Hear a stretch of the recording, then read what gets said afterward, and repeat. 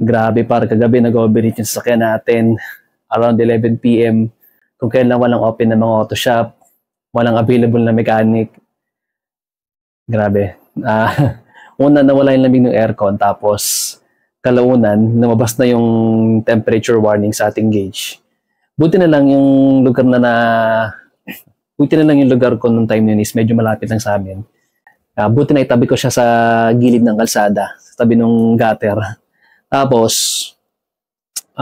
wala akong dalang tubig, ilaw lang, mga tools, pero wala tayong tubig pampalamig ng radiator. So, ang ginawa ko, pinatay ko na lang siya agad para hindi na siya mag-init lalo.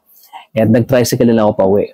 Pag-uwi ko sa bahay, ito, yan, nagdala ako ng coolant at tsaka ng extra na water, yan. Napakahalaga talaga pag may dala kang mga gantong bagay sa iyong sasakyan. Kahit malit lang, at least in case of emergency, meron kang magagamit agad-agad. Yon. So, dinala ko siya kagabi, itong mga to. Pag-uwi ko sa bahay, nagmotor na ako para balikan tong kotse natin na to. Tapos, chinek ko naman kung may mga leak. Wala naman leak.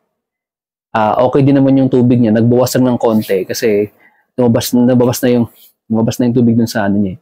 Parang reserve niya. Pero konti lang, nagdagdag na ako ng konti lang. Tapos, feeling ko yung fan yung sira niya eh. Yung fan niya siguro hindi gumana ng time na yun. Kaya ang ginawa ko, chinek ko ngayon to. Yan. Ito yung resistor ng fan. Kaninang umaga, ang ginawa ko is naghanap ako ng available nito. Walang available sa lahat ng auto supply na pinuntahan ko. Sa Masinag, sa Marikina, Ray Electrical, sa may Sullivan, Walay. Meron available online pero kasi gusto ko makuha agad yung parts eh. Buti na lang meron ako nakita doon na shop malapit sa may Masinag. Gumagawa sila ng mga fan ng sasakyan, ganun. Chinek nila to at okay naman. Hindi daw siya sira. So, kung hindi ito sira, ang iniisip ko na lang is baka may damage dun sa water pump o hindi kaya yung battery ko na. Kasi yung battery ko, pag-check naman ng December, ang sabi naman sa akin, at alam ko naman na yun na mahina na talaga siya, parang around 30 to 40% na lang siya. So, ang ginawa ko, nag-research din ako kung nakaka-apekto ba yung battery. Let's say, mahina na yung battery mo, kung nakaka-apekto ba yun sa possible na pag-overheat ng sasakyan. And it turns out, meron nga siyang effect. Kasi kung mahina na yung battery mo, hindi niya na kayang supplyin yung power, yung electronics ng sasakyan.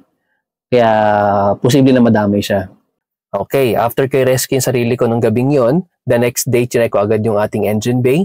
Unang-una, chinek ko yung ating resistor, yung ating fan kung working, chinek ko rin yung mga hose ng coolant kung may leak, at ito ang ating na-discover. Diyan located yung ating resistor. At pag-check naman ng fan, malakas yung fan kasi ang lakas nga ng buga nito eh. So, ineliminate ko na yung issue dun sa fan. Working siya, okay din yung resistor. Meron akong nakita rito na somewhere dito, ilawan natin. Ayun no. May naglilik na coolant. Not sure kung yan ang dahilan kung bakit nag-overheat or nag-leak yan dahil nag-overheat. So mabuti nang ipacheck yan para malaman kung anong reason bakit nag-overheat yung ating sasakyan and ma-resolve na yung tulo na yan, yung leak na yan. Kaya yan, patingnan natin yung ating sasakyan. At eto, dinala na natin ang sasakyan sa mga tropa natin dito sa RG Electrical para ma-check kung saan ang sira or ang leak nitong ating coolant hose. May tama na? Ayan. Hello, joke yan. Yan. Putik lang yan. Wow, hindi makita. Pero hose lang yan may tama. Ayan o. Ay, maunit. Eto, lalakad ako. Bibili tayo ng pyesa, hose. Dito naglilik yung coolant natin eh. Sana meron tayong mabili. At since nalaman na natin kung ano yung sira, eto, nakabili na tayo ng bagong hose at ikakabit na ng ating mga tropa para goods na ang ating cooling system. Ngayon, palit na ng hose. And sana wala nang leak yan. Obserbahan ko pa rin siya kung magloloko yung fan, Kasi kung maglolok yung fan niya, baka yung fan sira or baka yung battery na talaga palitin. Yan. Let's check natin kung ano mangyayari. Pero so far, wala naman leak na. Ilinisin ko na lang kasi medyo dirty. Yun lang. Palamigin ko muna. So, yun nga kagabi. Nagpagas lang ako sa gas station. Then, napansin ko, nanginig na naman yung sasakyan. And syempre, this time chinek ko na yung fan and found out ko na hindi na naman gumagana yung fan. So nagstay muna ako sa gas station kagabi ng 1 oras para lumamig yung sasakyan, pero hindi pa rin gumana yung ating fan sa sasakyan. Or hindi pa rin gumana yung kanyang fan. So on the spot, nag-troubleshoot na ako. Since meron akong spare na resistor, nilagay ko siya kagabi. Actually, yun yung original. Yun yung original na, dala ko yung original niyang resistor, tapos binaklas ko ito, yung binili ko na replacement. Ito. Kasi inisip ko baka sira na naman yung resistor. Pero, hindi pa rin gumana yung fan ko kahit kinabit ko na yung original na resistor. Dito located, oh. Ayun siya.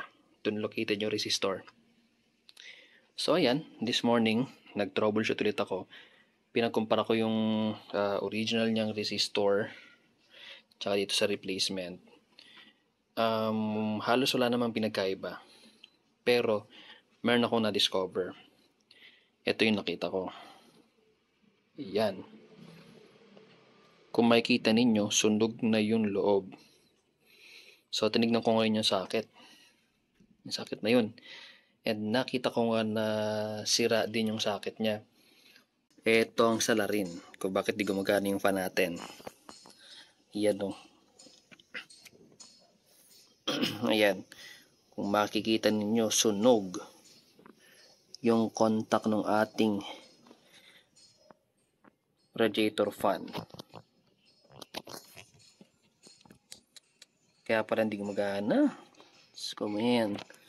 At ito, napalitan na yung nasirang socket.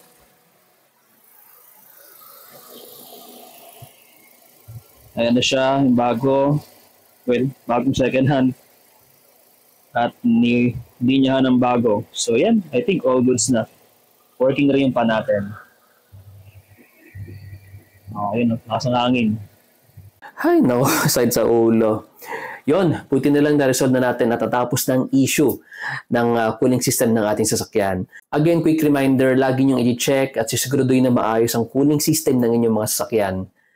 Iwas overheat na rin yon. At pangalawa, syempre, alam naman natin na kapag nag-overheat yung sasakyan, medyo pag may nasira dyan, sobrang laki ng gagastusin at sobrang sakit sa ulo. So, yun, buti na-resolve natin yung una, yung leak dun sa ating coolant.